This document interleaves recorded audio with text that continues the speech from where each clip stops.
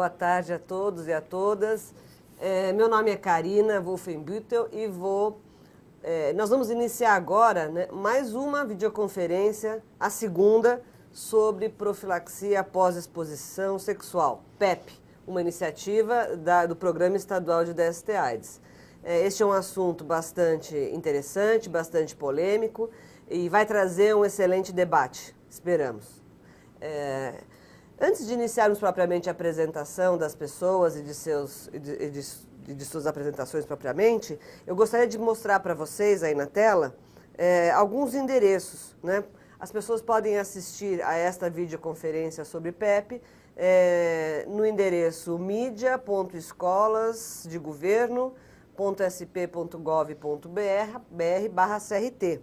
Tá? Também, ao longo dessa videoconferência, vocês podem estar mandando suas questões, suas perguntas, suas dúvidas para o e-mail fundap.vc@fundap.sp.gov.br. Só para divulgar e para chamar vocês à participação, vocês podem também apoiar essa causa no Facebook, né? Então, a PEP está colocada como uma causa no Facebook que todos podemos apoiar. Está aí o endereço na página, no vídeo de vocês. E, para lembrar, nós temos também um endereço no site do CRT, que pode ser acessado no dia a dia, no trabalho, né, em casa. Para quem quiser mais informações sobre PEP, está aí o endereço também do hot site da PEP no vídeo de vocês. Bom, então, vamos lá para as nossas apresentações. Nós estamos aqui hoje com a doutora Denise Lotufo e com a psicóloga Judite Lia Busanello, que estão aqui ao meu lado. E a doutora Denise vai começar a primeira apresentação, em seguida faremos um breve intervalo e retornaremos para uma segunda apresentação, ok? É assim que nós vamos funcionar hoje. Então, Denise, você está com a palavra. Obrigada, Karina. Boa tarde a todos. Então, hoje, coincidentemente, está fazendo um ano que o Departamento Nacional apresentou a proposta da profilaxia pós-exposição sexual, compondo o suplemento número 3, né, que falava de outras profilaxias e também da PEP. Então, eu acho que é importante a gente pensar, eu vou começar colocando, a questão, por que a PEP? Né? Quer dizer, a PEP é mais uma oportunidade para a prevenção. Eu gosto muito desse gráfico, acho que ele é bastante ilustrativo, que ele coloca 4 tempos de possibilidade de prevenção, né? Sendo o primeiro pré-exposição, o período da exposição propriamente dita e o período já da pessoa infectada, mas que você pode ter ações nessa fase. Então, vamos falar de cada um. Então, o primeiro deles, pré-exposição, é o que a gente tem falado há 30 anos, né? Quer dizer, mudança de comportamento, os métodos de barreira, o uso do preservativo, que continua sendo o nosso padrão ouro de prevenção, é o uso do preservativo. Somado, por exemplo, ao tratamento das DSTs, que a gente sabe que são portas de entrada para a infecção HIV, a circuncisão, que mais recentemente foi demonstrado que ela tem um efeito protetor, pelo menos para homens heterossexuais. E é isso que a gente tem feito há 30 anos, né? E o que a gente tem, na realidade, é que as infecções continuam, né? Então, eu acho que aí é o momento da gente parar e pensar um pouquinho por que a gente está propondo, né, outras estratégias, porque a gente sabe, claro, né, a forma de transmissão do HIV, todo mundo sabe, né, e, no entanto, as infecções continuam acontecendo no mundo inteiro e também no nosso meio. Então, a gente tem que abrir nossa mente para outras possibilidades, né? Então, aí veio uma outra possibilidade, que seria a exposição pré-coito. Então, tem a PrEP, né, que seria você usar o medicamento, né, que pode ser oral ou local, como, por exemplo, os microbicidas, antes da exposição. Quer dizer, na verdade, a PrEP é a utilização de medicamento durante períodos prolongados, né? Todo mundo acompanhou o lançamento do Iprex, que as pessoas usaram de 1 a 3 anos, né? Medicamento todos os dias e que mostrou-se alguma proteção, só que com efeitos colaterais, com dificuldade de adesão. Quer dizer, é uma ideia, né, que não deve ser abandonada, mas que não é para ser assumida, né? É mais uma ideia para a gente pensar em termos de profilaxia. O outro momento, a outra oportunidade para a prevenção é a exposição pós-coito, que é justamente o motivo da nossa apresentação, né, que a gente vai falar mais detalhadamente. E, por fim, ainda a quarta oportunidade, que é o tratamento do portador HIV, que a gente sabe que o tratamento reduz a infectividade. Então, a pessoa tomando o remédio corretamente, com carga viral indetectável, você transmite menos, né? A transmissão, quanto menor a carga viral, menor a transmissão. Então, isso ainda é uma outra oportunidade. Existem cientistas que advogam que se a gente testasse todo mundo e tratasse todo mundo, você conseguiria terminar com a infecção HIV, né? Isso é um sonho, da mesma maneira como eu falei antes, o racional aqui não se encaixa muito, né? Como eu falei, a gente sabe como não transmitir o HIV, né? Como realmente não ter novas infecções, e, no entanto, nós somos seres humanos bastante complexos e que não cabemos nessas caixinhas que a gente inventa. Por que, então, agora eu vou falar da PEP, base racional da PEP, quer dizer, a gente sempre pensa na questão da prevenção. Desde 96, a gente faz profilaxia pós-acidente ocupacional, né? O primeiro estudo grande demonstrou, só usando a ZT, 81% de proteção, e isso a gente sabe que é eficaz, né, no caso de acidente profissional. Da mesma maneira, na transmissão vertical também é super importante a proteção. A gente sabe que antigamente você tinha de 100 mulheres, 30 crianças poderiam nascer HIV positivas, e hoje isso se reduz para 2%. Né? Então, quer dizer, existe uma efetividade da profilaxia pós-exposição. Então, isso foi colocado também para a questão da pós-exposição sexual. Então, nós vamos pensar agora, porque acho importante também retomar um outro conceito, que já no consenso de 2006 já era colocado a questão da profilaxia para casais sorodiscordantes, quando uma pessoa é portadora, a outra não, e acontecendo um acidente, um rompimento do preservativo, você poderia usar a profilaxia pós-exposição.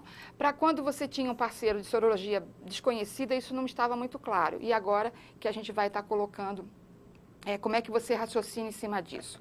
Então, a gente vai usar duas grandes linhas de raciocínio.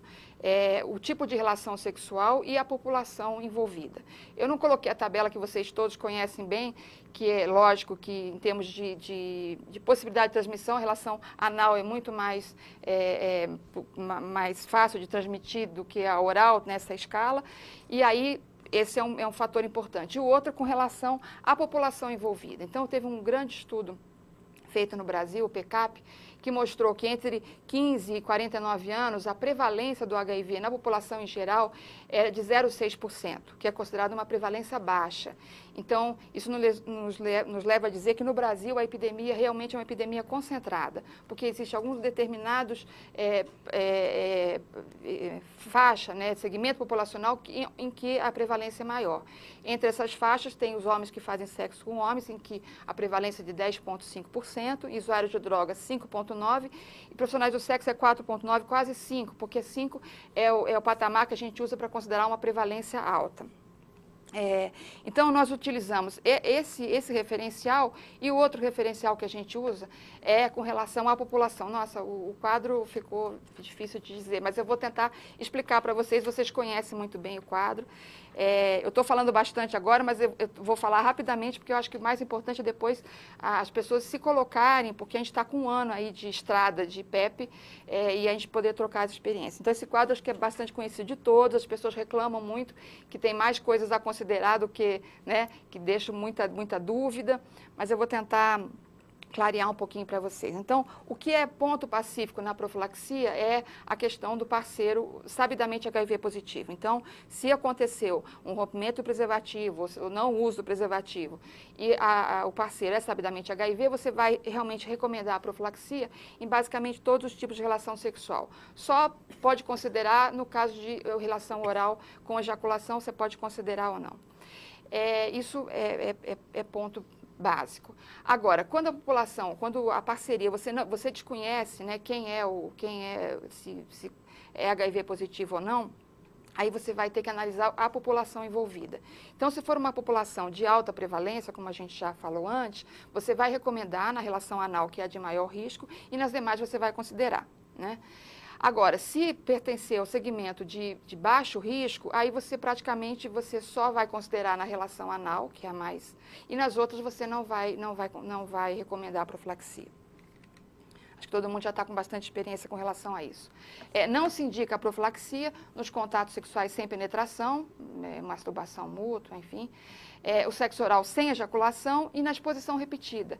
Eu reparei que na última videoconferência se questionou muito essa questão da exposição. O que seria isso, da exposição repetida? Né? Então, realmente não existe um número, né? A gente não quer dizer, depois da quinta você não vai mais receber a PEP. Não é essa a ideia. A ideia é assim, aquela pessoa que nunca usou camisinha e ouviu falar que existe a PEP e vai procurar um serviço. Logicamente não é para usar a PEP, é para fazer o teste, para ser orientado, aconselhado, né? E discutir dessa vulnerabilidade. Os esquemas estão bem simplificados, né? Nessa última recomendação, então, pensando na plausibilidade biológica, a gente pensou em usar os medicamentos que agem numa fase inicial da entrada do vírus na célula. Então, com isso, são esquemas que têm menos efeitos colaterais, não que não tenham, que os efeitos colaterais existem, né, e são muitos, mas eram maiores, né? Então, você usa a AZT-3TC e o tenofovir. O AZT-3TC, que é o famoso de zidovudina, ele é associado, o comprimido é coformulado, então, junto ao AZT-3TC é um comprimido de 12 em 12 horas, e o tenofovir é um comprimido só uma vez ao dia. Então, são 3 comprimidos por dia durante 28 dias. Então, essa que é a orientação da profilaxia. Se não puder usar o tenofovir, pode ser usado o lopinavir, que aí sim são 2 comprimidos de 12 em 12, pode dar diarreia e outros efeitos colaterais. Deve-se evitar os não nucleosídeos, como nevirapina e efavirense. Agora, no caso em que existe uma parceria sorodiscordante, quer dizer, um dos parceiros é realmente HIV positivo, a ideia é outra, né? Quer dizer, você tem que avaliar. Se ele não usa antirretroviral, aí você recomenda a mesma profilaxia, o AZT, 3TC, tenofovir. Agora, se ele usa, você vai ter que ver se a infecção está controlada ou não. E por aí você vai avaliar isso pela carga viral. Se a carga viral for indetectável, você vai utilizar o mesmo esquema que a pessoa usa. Por isso que é importante a pessoa, de preferência, se dirigir ao local que a pessoa HIV já se acompanha, porque aí vai ter o prontuário dela, fica mais fácil de analisar. Agora, se a carga viral estiver detectável, o que quer dizer isso? A infecção não está controlada, aí o médico vai ter que analisar, porque ele vai ter que pensar num esquema de resgate. E aí tem 2 opções, ou ele procura no consenso, né? No consenso brasileiro, existe um capítulo que fala da genotipagem do resgate sem genotipagem, né? E aí tem um quadro que você consegue analisar pelos remédios que a pessoa já usou, consegue fazer um resgate empírico, porque não dá tempo de você fazer a genotipagem, ou então procurar um médico de referência de genotipagem. Todo mundo conhece, né, em cada local do estado qual o seu médico de referência de genotipagem. A outra questão é o atendimento, onde é feito o atendimento e a questão dos tempos, que também a gente já falou bastante, a questão das 72 horas. Isso é porque depois de 72 horas o vírus já está integrado, não adianta você fazer a profilaxia. Procurar o início mais precoce possível, preferencialmente nas 2 primeiras horas depois da exposição. E aonde você deve procurar? A orientação é que seja feito no SAIS, nos serviços que já acompanham os pacientes portadores do HIV, em horários que não existe médico ou o site não está aberto, final de semana, feriado, a orientação é que se procure a rede que já estava formada, que atende profilaxia pós-exposição profissional e violência sexual. Então, a pessoa deve se dirigir a essa rede. Sempre se oferece o teste HIV, hepatite B, hepatite C, sífilis. Então, lembrando que isso também é um momento, quer dizer, lembrando aquela minha fala inicial, né? Mais uma oportunidade para prevenção e mais uma oportunidade para você fazer diagnóstico, né? Então, já tem casos de pessoas que foram procurar a PEP e já era positivo, e aí um começou a tratar e o outro fez a profilaxia. Então, é um momento de orientação, é muito importante isso. Então, sempre oferecer os testes, depois o segmento. E agora, finalizando, tá? Para vocês poderem depois participar bastante. Como eu disse, a nossa ideia dessa segunda videoconferência, a primeira foi bastante técnica, porque acho que as pessoas precisavam conhecer a questão mais detalhada. Hoje, a nossa ideia é uma coisa mais dirigida, mais prática mesmo, ouvir a experiência de vocês desse 1 ano. Então, com relação às estratégias, volto a dizer, né, a divulgação, né, desse suplemento 3 foi no primeiro encontro de SAI que aconteceu ano passado, justamente em outubro do ano passado. O Dr. Ronaldo Halal, do Departamento Nacional, apresentou esse suplemento que contém outros itens, como reprodução assistida e as outras profilaxias. 2 meses depois, em dezembro, nós fizemos a primeira videoconferência. Foi criada uma rede única, então a ideia, né, como a gente falou, de o atendimento ser nos finais de semana, feriado, ou quando não existe profissional médico, isso é uma questão. Realmente o antirretroviral tem que ser prescrito pelo médico, não tem, a gente, por enquanto existe uma portaria e você não tem como ter o remédio lá, e, né, o médico realmente tem que prescrever. Então, se não tiver médico no momento, tem que procurar a rede que já está formada, onde você atende violência sexual, onde você atende acidente pós-exposição ocupacional. Foi criado o hot site, que a Karina já deu o endereço, é muito fácil de achar, na página do CRT, você abrindo, você localiza facilmente. O hot site contém diversas informações e contém a forma de você acessar a rede, né, quais são os serviços. Não só para procurar, no caso, um usuário ou mesmo um profissional de saúde, mas também para se cadastrar. Então, eu aproveito aqui para chamar as pessoas, nós estamos com mais de 300 serviços cadastrados, mas ainda faltam serviços. Sites, por exemplo, a gente imagina que a nossa rede deve constar com mais ou menos uns 400 serviços, porque nós temos 202 sites no estado e todos os sites devem se cadastrar, né? E além dos sites, os pronto-socorros e tudo mais. Então, no hot site você ainda consegue se cadastrar, está aberto ainda e é muito importante que essa rede realmente funcione muito bem. Também as informações da PEP também se encontram no Facebook, está aí o endereço, a página. Na outra videoconferência se falou muito com relação à notificação, né? Essa preocupação que é real, né? Como é que a gente vai saber isso? Então, o que existe de concreto é que existe registro no Ciclom. Então, acho que quem já reparou isso na folha de prescrição do antirretroviral, existe o porquê que é indicado o antirretroviral e tem lá um item, exposição sexual ocasional. Então, a gente tem isso, eu vou mostrar uns dados, como recuperar os casos de PEP em que foi indicada a profilaxia. Lógico que os casos que não foi indicado, a gente não tem como avaliar. E daí a gente pensou num instrumento, né, para você ter esse dado completo. Então, foi criado um instrumento que, nesse momento, está sendo feito um piloto no CRT. O instrumento ficou um pouco complexo, mas está bastante completo.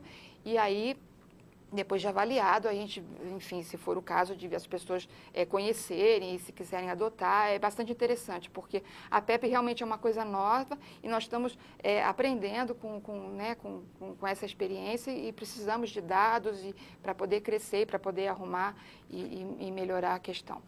Foi criado um folder para profissionais de saúde, que tá na gráfica. A gente pensou também um folder para usuário, mas a gente viu que, por exemplo, o GIV tem uma cartilha ótima de prevenção.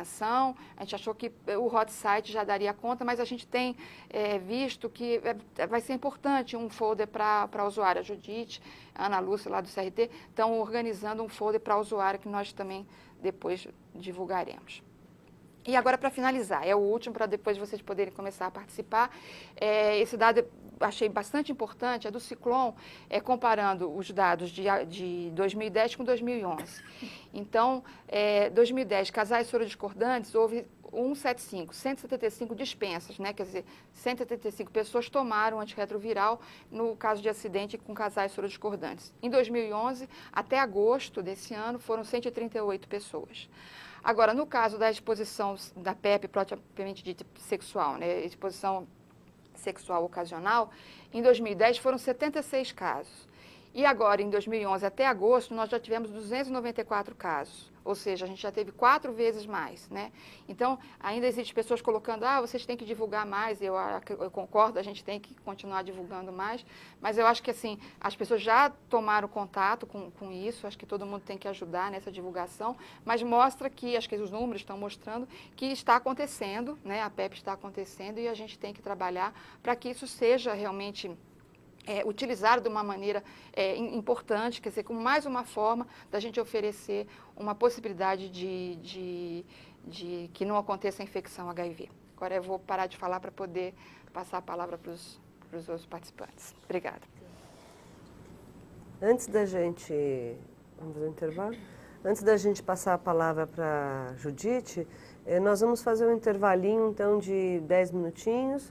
Eu acho que vocês talvez já tenham perguntas, já tenham questões para serem colocadas. Então, retornando, a Judite fará a sua apresentação e, ao final, nós abriremos para que vocês peçam a palavra e também encaminharemos aqui para a mesa as questões, dúvidas e comentários que vocês nos mandarem por e-mail, ok? Então, vamos lá para o nosso intervalo. Daqui a 10 minutinhos a gente está de volta.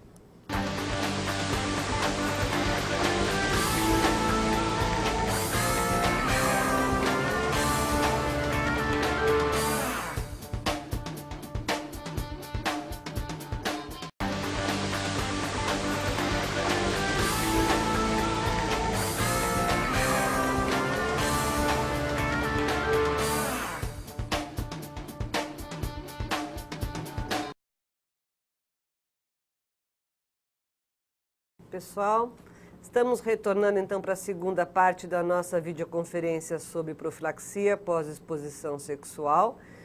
Eu vou passar a palavra para a Judite Lia Busanello, que é psicóloga e é também a diretora do Centro de Testagem e Aconselhamento, do Ambulatório de Doenças Sexualmente Transmissíveis e do Ambulatório de Atenção Integral a Travestis e Transsexuais do CRT de São Paulo. Ok? Vou passar a palavra então para você, Judite. Obrigada, Karina. Boa tarde. É um prazer falar com vocês, pessoal do interior de São Paulo. Eu vou trazer aqui um pouco da nossa experiência desse 1 ano de PEP no serviço. Então, espero poder contribuir, porque assim, a gente tem aprimorado com frequência o nosso fluxo de atendimento. Acho que é importante a gente falar que antes do suplemento, desse suplemento 3, a gente tinha um fluxo e uma compreensão e um olhar para a PEP. Hoje a gente tem outro. Então, assim, eu coloquei esse slide para dizer que no nosso setor, como a Karina já falou, nós temos 3 serviços, mas qualquer pessoa desse setor funciona, o núcleo de DST funciona, o ambulatório de DST, o Centro de Testagem e Aconselhamento e o Ambulatório de Saúde Integral para travestis e transexuais. Mas, assim, qualquer pessoa de qualquer um desses 3 serviços que receber a pessoa e identificar que é uma profilaxia pós-exposição, encaminha para o nosso centro de testagem. Normalmente, o paciente no nosso serviço já chega solicitando atendimento médico ou solicitando a profilaxia. Está bastante divulgado, isso é muito bacana. Então, assim, nós criamos, antes do suplemento, nós tínhamos o fluxo, a entrada era pelo médico.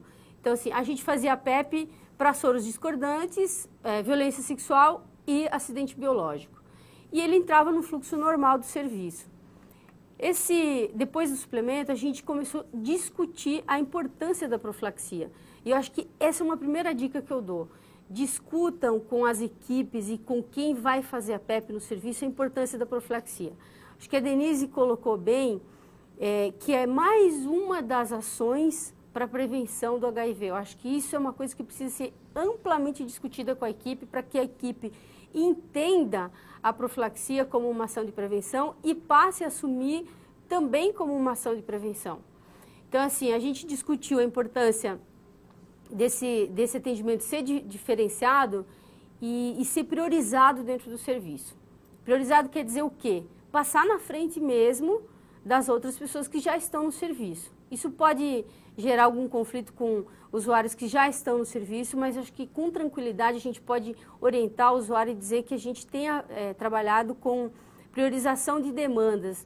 E normalmente quando a gente tem situações delicadas, a gente consegue acalmar o nosso cliente, o nosso paciente.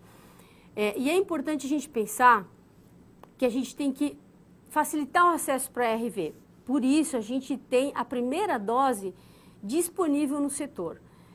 Isso foi uma mudança que a gente fez depois do suplemento, nós não tínhamos essa dose e às vezes o paciente ficava muito tempo na fila da farmácia. Então, a gente tem que lembrar sempre que as 72 horas, elas estão correndo e está na palma da nossa mão a gente instituir o quanto antes essa profilaxia.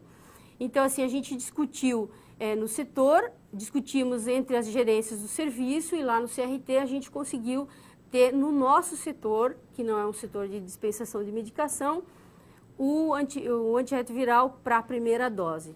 Então, assim, esse paciente vem, ele passa por uma avaliação em aconselhamento e nessa avaliação a gente oferece o teste rápido, as outras sorologias, encaminha para a enfermagem, esse é um fluxo mais reduzido, encaminha para a enfermagem faz o teste rápido. Se esse resultado for positivo, ele não volta para o aconselhamento, ele já, se for negativo, aliás, ele vai direto para o médico, para a gente ganhar tempo, ele vai direto para o médico dá o resultado negativo, avalia se é o caso de instituir a profilaxia ou não, e assim que ele avalia esse risco, a necessidade da profilaxia, ele faz a prescrição, devolve para a enfermagem ministra a primeira dose e orienta para ele pegar o resto da medicação na farmácia. Porque às vezes na fila da farmácia, como eu já disse, ele perde muito tempo. Então, por isso a gente tem a primeira dose no setor. Isso também foi uma reorganização de serviço, que eu acho que isso é importante. Às vezes a gente precisa readaptar o fluxo do serviço. E antes do suplemento nós tínhamos o aconselhamento como referência para pré e pós-teste para o resultado. Hoje os médicos já assumiram a entrega do resultado negativo. Quando o resultado for positivo, a enfermagem identifica o resultado positivo no teste rápido, ele volta para o aconselhamento porque ele não vai receber a profilaxia e porque aí a gente precisa fazer os outros encaminhamentos e cuidar inclusive do impacto desse resultado. Então, voltando um pouquinho, assim, a importância da gente pensar no acolhimento. Por que a gente pensou a entrada desse paciente pelo acolhimento? Porque é uma equipe que já está treinada em fazer acolhimento das pessoas que têm um certo risco. Então, assim, é importante que não se tenha julgamentos, mas veja, o acolhimento é uma coisa que a equipe inteira precisa ter como pano de fundo. Então, assim, qualquer pessoa que estiver atendendo, seja médico, seja equipe psicossocial, precisa ter incorporado essa questão do acolhimento. E pensar que o primeiro momento do paciente no serviço é o momento que a gente vai promover o vínculo e garantir o acesso desse paciente ao serviço. Então, assim, com isso a gente está promovendo a saúde. O não julgamento, a garantia da confidencialidade e sigilo, isso é uma coisa que é para toda a equipe. Como a gente já tem batido nessa tecla, né, a gente tem que sempre pensar no tempo que esse paciente tem à disposição.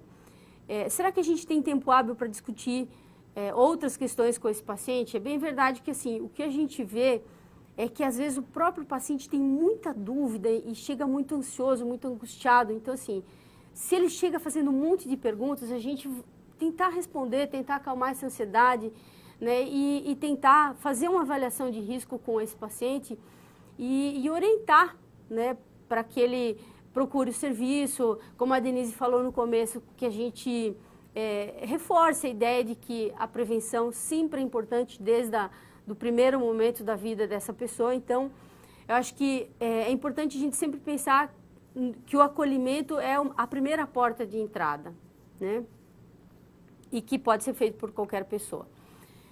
No aconselhamento a gente discute várias questões, mas aí tudo vai depender do tempo que a gente tem, né?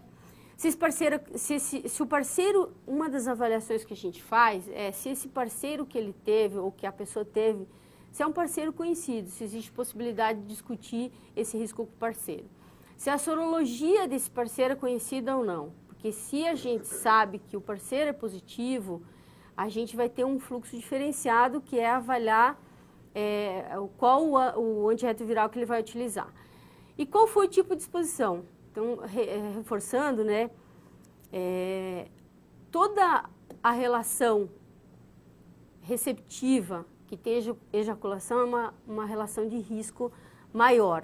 Então, assim, essa a gente sempre vai priorizar, sempre vai considerar como um risco maior. E uma coisa que a gente faz também que é muito importante é avaliar os riscos anteriores, porque às vezes esse paciente tomou susto nessa última situação de risco, né? E vem um resultado positivo. Então, assim, a gente considera importante avaliar riscos anteriores, porque às vezes o paciente vem por causa dessa exposição e ele já vem positivo. Como a Denise falou, a gente tem muitas situações, não foi uma, não foi duas, a gente tem muitas situações que a pessoa vem para a profilaxia e o resultado é positivo. Então, assim, é importante a gente avaliar esse risco. Orientar quanto à necessidade do teste rápido para HIV, sempre. Por isso a gente vai oferecer o teste rápido. E uma coisa importante também é sempre deixar a porta do serviço aberta, porque ele pode precisar de algum tipo de apoio em qualquer momento, durante todo esse tempo que ele vai fazer a profilaxia nos 28 dias. A gente faz a solicitação do teste rápido e hoje a gente tem uma possibilidade de fazer também o teste rápido de hepatite B, C e sífilis. Então, isso facilitou muito no nosso serviço. Eu sei que não é uma realidade de todos os serviços, que é mais uma realidade do nosso serviço. Mas isso facilitou bastante. Então, a gente faz os 3 testes e sempre que a gente pode, a gente discute com o paciente se ele quer saber os 3 resultados no mesmo dia e pode ser que ele não queira saber os resultados no mesmo dia. Então, a gente faz a sorologia convencional para esses pacientes que preferem ter o resultado das outras sorologias num outro momento. Que às vezes a gente até tem que ter cuidado, né, porque são 3 resultados, 4 resultados, e pode ser uma carga muito pesada para o paciente. Mas é importante que a gente ofereça. Então, a gente faz normalmente os 4 testes, HIV, sífilis, hepatite A, B e C. Esse é o kit do teste rápido, só para vocês relembrar o que é o teste rápido do HIV. Bom, esse fluxo eu já expliquei para vocês, né? Mas só retomando, então assim, se o teste rápido for reagente, o aconselhamento... Não, peraí que tem um erro aí no fluxo. Bom, mas voltando. O aconselhamento encaminha para a enfermagem, se o teste rápido for reagente, eles devolvem para o aconselhamento para fazer os encaminhamentos necessários. Se o teste rápido for não reagente, encaminha para o médico para fazer a profilaxia, ele faz a prescrição, retorna para a enfermagem ministra a primeira dose do antirretroviral e se não for a prescrição, ele vai orientar para todos os agendamentos de retorno, que isso é importante, saber que assim, mesmo não instituindo a profilaxia, esse paciente precisa ser acompanhado no serviço, porque ele pode ter resultados de hepatite B, C e sífilis e precisam ser acompanhados no serviço. Opa. Tá, eu acho que é isso.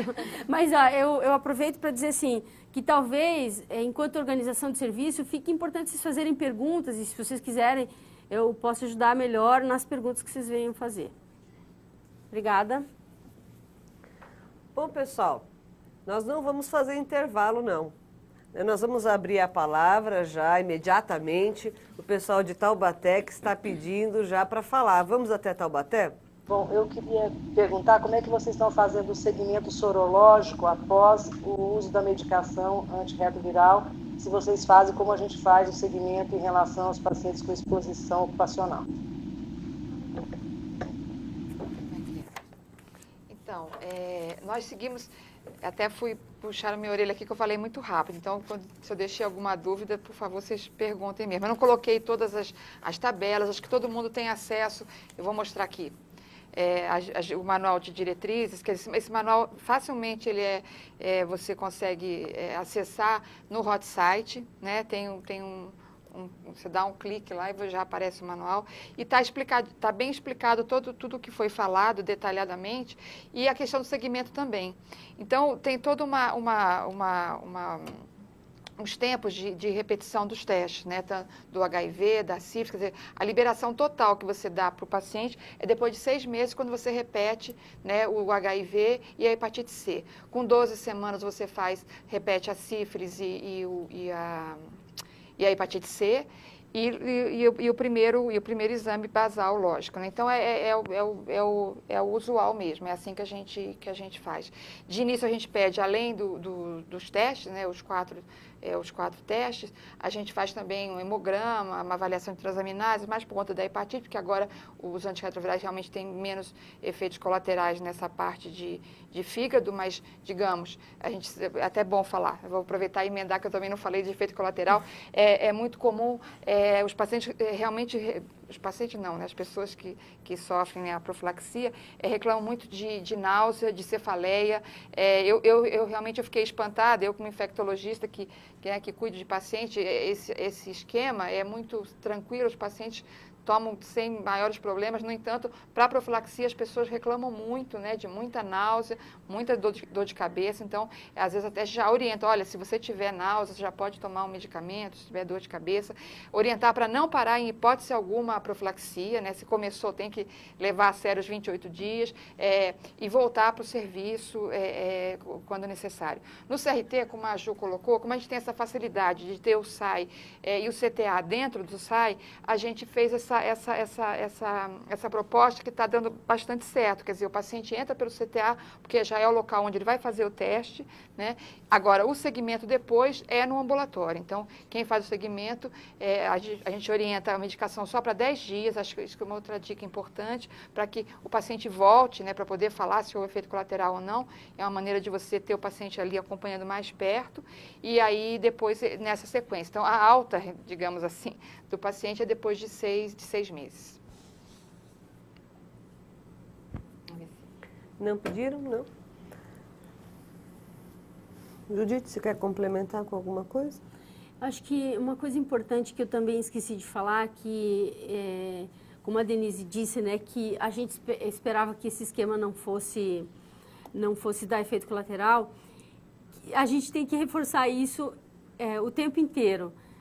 Desde o aconselhamento falar, porque as pessoas perguntam sobre efeitos colaterais. Então, assim, a equipe de aconselhamento, a nossa equipe, que é a porta de entrada, ela precisa também saber sobre os efeitos colaterais. Então, assim, a gente percebeu que a equipe precisa estar segura disso.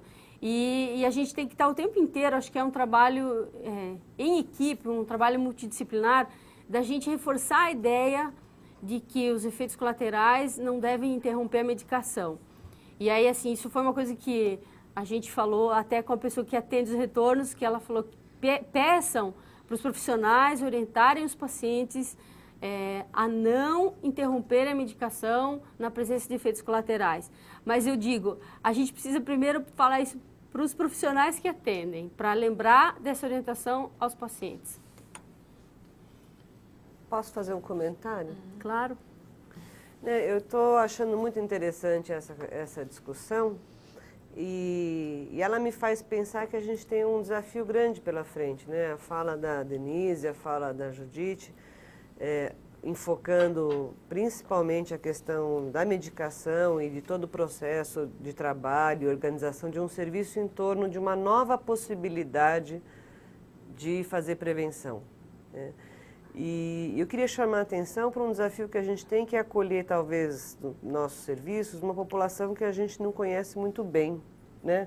Na área de prevenção, que são pessoas que pode ser que nunca vieram para fazer um teste, pode ser que não tenham hábitos de autocuidado ou não estejam se dispondo, né? Ou nunca se pensaram sobre o assunto, ou não se dispuseram, não tem essa condições ou desejo de usar um preservativo, por exemplo, e a gente está diante de situações em que talvez, além de tudo isso que a gente está falando aqui, a gente agora vá, com o tempo e com a experiência, desenvolver estratégias de abordagem de prevenção que talvez estejam incluídas aí nas estratégias de aconselhamento, ou eu não sei que nome a gente poderia dar para isso nesse momento, que seria disponibilizar para as pessoas que desejem algum tipo de ajuda após um susto desse, como a Judite estava dizendo, né?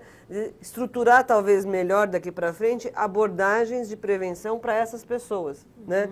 Que podem querer nosso auxílio no sentido de, bom, nesse momento tomaram um susto, precisam da medicação como condição, imediatamente, como primeira urgência, precisam da medicação, mas que tenha uma vida pela frente, quer dizer, uma vida que vai continuar. E aí é que vem o nosso desafio, quando a gente encontra pessoas algumas que vão usar esse momento da vida para mudar uma atitude e outras que não, que de fato não vão adotar o preservativo como uma forma de prevenção. E é esse que é o nosso desafio, como que a gente consegue acolher as pessoas, né, que têm autonomia, que têm capacidade de tomar decisões nas suas vidas e que não vão fazer essa escolha que a gente gostaria que elas fizessem, porque a gente sabe que a camisinha é a forma melhor de se prevenir, com menos efeitos colaterais, etc. Quer dizer, eu acho que eu queria pontuar para a gente, acho que quem sabe a gente possa daqui a um ano voltar a discutir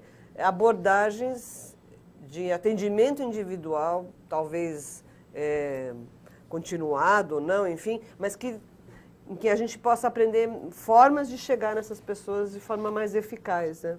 Só para complementar isso, Karine, que você está falando, eu acho que isso é importante, porque assim, a gente já começou a perceber uma mudança de atitude na equipe. Por exemplo, a gente tem pessoas que vêm e relatam o risco, mas nunca ouviram falar da profilaxia. Então, assim, a nossa equipe já tem acordado para a ideia de que a gente precisa mudar isso. Exatamente disso que você está falando. Então, assim, hoje a gente tem uma realidade. A pessoa vem só para fazer o teste, porque teve uma situação de risco e sequer imagina que existe profilaxia. Então, a gente já tem, né, no aconselhamento, a equipe já pegou mão disso. E hoje a equipe já oferece a profilaxia quando está dentro das 72 horas. Então, isso é uma coisa muito importante no serviço. E as pessoas ficam felizes, né? Pô, é legal, tem mesmo a medicação. Então, assim, isso é bacana. Acho que é bem lembrado isso, Karine, que eu acho que é importante. A gente pegou várias situações em que a pessoa sequer ouviu falar de PEP, veio para o serviço, estava nas 72 horas e a gente ofereceu e sempre eles aceitam a profilaxia. Sempre. Inclusive, a pessoa sai aliviada achando que a gente é Deus, né? Mas vale reforçar que a prevenção ajuda também. Mas isso é legal. Vocês estão vendo, né, pessoal, a importância da integração entre o ambulatório, entre o que a gente chama de SAI e o que a gente chama de centro de testagem e aconselhamento. Quando essas duas coisas estão na mesma unidade de saúde, que beleza, que facilidade que a gente tem de receber as pessoas, avaliar os casos e imediatamente traduzir isso numa ação eficaz. Então, eu acho que a gente tem que reforçar que a ideia, é isso que a Judite está falando, que em muitos lugares a porta de entrada pode ser o CTA. No mínimo, eu vou falar agora para a rede de CTAs do Estado, no mínimo, todos os CTAs têm a obrigação, que é o que a Judite está chamando a atenção, de divulgar a existência dessa estratégia. As pessoas têm direito à informação, né? Então, a gente tem que tomar um pouco de cuidado. Até nisso, às vezes a gente faz juízos de valor e, às vezes, retém uma informação disponível com medo do uso que as pessoas vão fazer desse conhecimento. Então, eu estou aqui chamando a atenção para a gente que está aí trabalhando com CTAs, que assim, vamos colocar a informação na rua, não é verdade? Com certeza. E vamos enfrentar as consequências do conhecimento, de que forma isso vai impactar a vida das pessoas. Acho que é isso. Podemos ir para registro? Registro está pedindo a palavra. Vamos até lá? Boa tarde, Karina, Denise, todo mundo. Eu peguei uma fala curta em relação à localização onde você não tem médicos. Né? Na nossa região, o atendimento ele é completamente centralizado, com exceção de gestantes e crianças. As outras pessoas são atendidas no ambulatório, que tem a sua dispensação de medicação, mas que não funciona em finais de semana, né? E nem em outro período. E nós temos vários municípios que começam a desenvolver o seu trabalho em relação à prevenção de HIV/AIDS, mas que não tem médico disponível para atendimento. Então, num caso desse, se a pessoa procura, ela até tem o aconselhamento, ela pode ter toda essa parte, mas a questão do acesso à profilaxia seria como? Teria que se ver na própria região se médicos outros podem atentar a isso, ou se é obrigatório quem faz o atendimento dentro desse ambulatório, como é que fica? Passo a palavra. Ô Cissa, que bom te ver, mesmo assim de longe. Então, isso realmente é um problema grande, né? Mas existe uma portaria, inclusive, que o antirretroviral realmente só pode ser prescrito por médico. Eu já tentei ver isso e vou tentar ver uma forma de a gente tentar ver uma estratégia, porque é isso que a gente falou, quer dizer, tem que ser o mais rápido possível, né? Tanto que a ideia no nosso serviço é ter lá para a primeira dose para a pessoa tomar no momento ali, rapidamente. Então é complicado mesmo, né? Então, uma coisa que se pode abrir é que não precisa ser infectologista, quer dizer, qualquer médico, né, tendo CRM, pode prescrever antirretroviral. Uma outra coisa é com relação à unidade de dispensação, né? A Cissa sabe muito bem que unidade de dispensação tem que ter mais de 50 pacientes cadastrados para você poder dispensar antirretroviral. Mas no caso de profilaxia, é o mesmo raciocínio das maternidades. Então, se você é um local que faz profilaxia, você pode entrar em contato com a logística do programa estadual e cadastrar o seu serviço para ter uma quantidade de antirretroviral ali para poder dispensar. Agora, tem essa coisa do médico. Eu prometo que a gente vai ver isso já é uma preocupação, a gente já tinha pensado isso. Se teria uma outra forma, pelo menos uma primeira dose, tem uma maneira, porque assim, tomar uma dose de AZT-3CC tenofovir não tem maiores problemas, entendeu? Então, mas é que realmente tem uma portaria, a gente não pode passar por cima disso. Mas eu acho que é uma coisa que é uma preocupação nossa também, que a gente está vendo como fazer. Agora, Cissa, não tem jeito. Então, tem que estar amarrado com algum pronto-socorro, alguma unidade que funcione 24 horas e que tenha lá a medicação disponível e que possa fazer a prescrição. Pessoal, a gente estava aqui enquanto aguardava a palavra, vocês não têm dúvidas, mas eu, por exemplo, tenho várias. Muitas dúvidas. Acho que esse assunto vai gerar muita polêmica, ele é polêmico. Quando a Judite estava aqui falando, por exemplo, das pessoas que são atendidas, não é? E que elas não conhecem a PEP, que acham bacana, aceitam, eu estava lembrando de outras experiências que é justamente o contrário. Quer dizer, às vezes você fala da PEP e o próprio pessoa que está conversando com você fala, não diga isso não, isso é muito perigoso, não divulgue essa informação.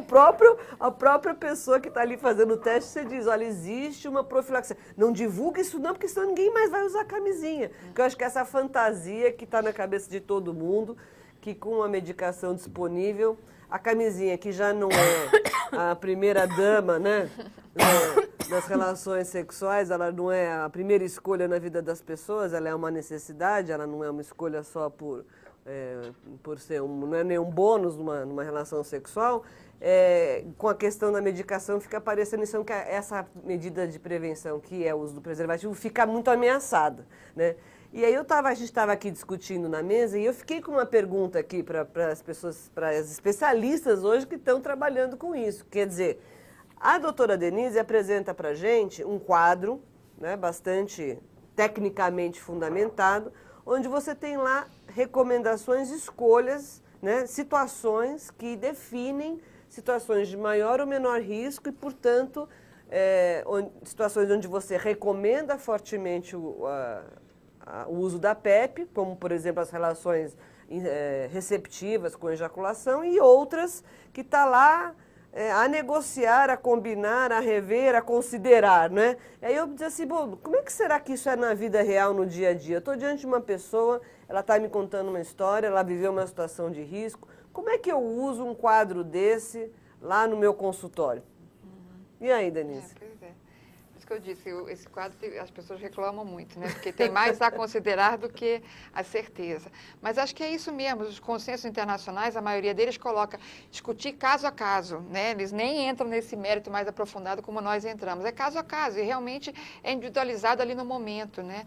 Então, e acho que essa ideia, né, de deixar a considerar é porque é isso mesmo, quer dizer, ali no momento você discutindo com a pessoa que você vai pesar a questão de indicar ou não.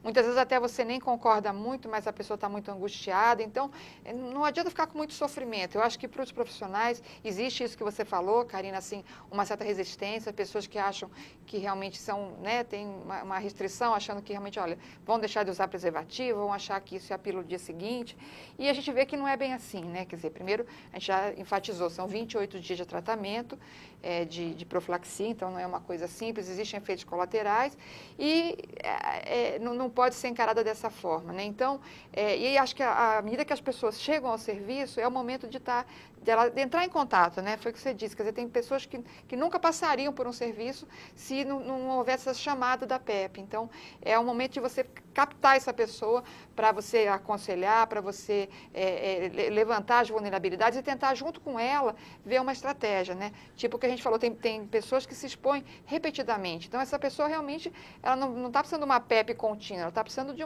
uma orientação mesmo. mesmo, né? Quer dizer, de uma outra abordagem. Então, a gente tem que ter essa abertura total mesmo para ver. E é caso a caso mesmo. Eu acho que não tem que ficar com essa preocupação, não, de ter uma coisa rigorosa. É ali o momento, aquela decisão tem que ser tomada em conjunto ali do profissional com a pessoa envolvida, né?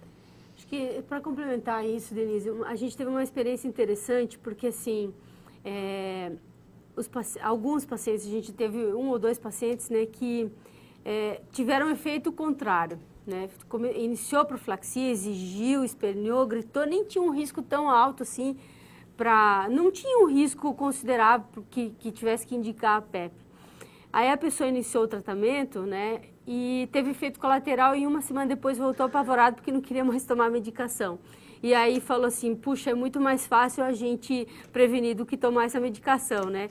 Então, assim, teve um efeito colateral positivo, ele continuou tomando, né? A gente discutiu alternativas para minimizar os sintomas, continuou tomando, mas teve um efeito bacana, porque ele parou para pensar no seu risco e reorganizar a sua vida a partir da PEP. Eu acho que foi uma experiência que até deixou a gente assim, com um ponto de interrogação, mas foi bacana.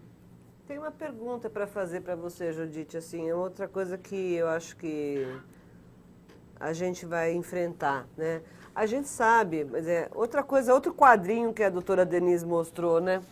Quadrinho da situação, né, da prevalência do HIV em determinados grupos, aí, segmentos populacionais, falou em gays, população HSH, profissionais do sexo, usuários